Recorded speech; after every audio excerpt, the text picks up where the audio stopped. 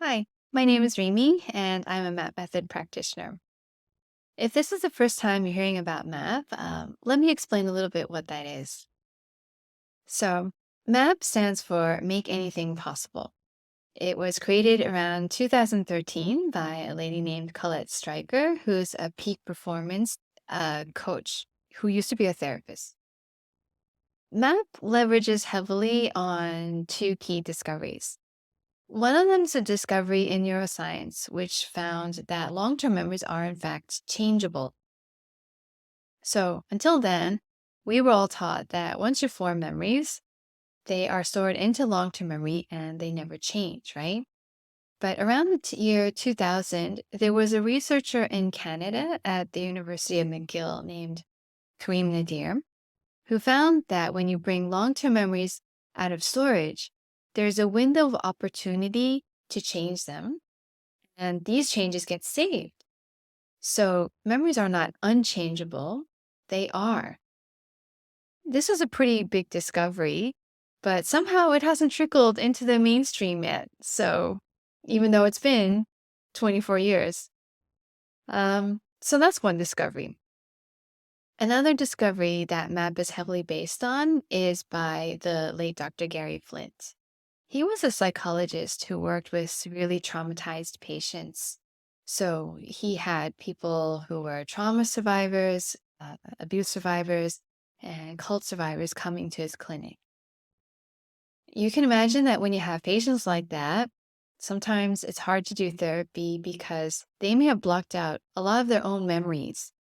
So it's hard to access them through normal therapy. Dr. Flint was quite unique as a therapist.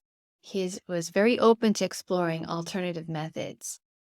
And his explorations led him to discover that you could talk to the subconscious and ask it to heal your mind.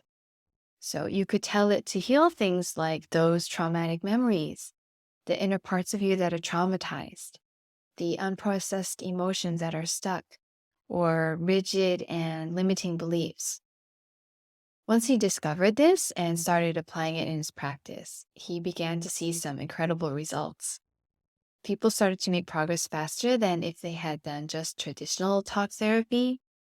So, Colette was really excited by his discovery, and with his blessing, she built the MAP method upon his work. So, how does MAP work on us?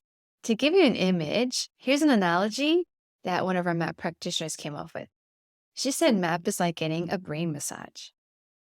So, for example, you get a massage for your body when you have a lot of tension to smooth out all the kinks in your muscles so that you can relax, right? Similarly, you can do the same thing to your brain. If you think of the kinks in your brain as trauma parts, painful memories, yeah, painful emotions, app is the masseuse who comes in and instead of doing a physical massage, gives instructions to your brain to please do this, please do that, and the brain does its work. It's happening on an unconscious level, so you're not fully aware. But after some rounds of doing MAP, you notice that somehow you're feeling differently. You might notice your body relax, that you're not feeling as emotionally charged, or that you can look back on the event and it doesn't have the same intensity anymore. When you massage your brain like that, you also feel relaxed too. You get into a more neutral and balanced state and a more integrated one too. So instead of always being in fight or flight survival mode, you can start being who you really are and start stepping out into the world a little more differently.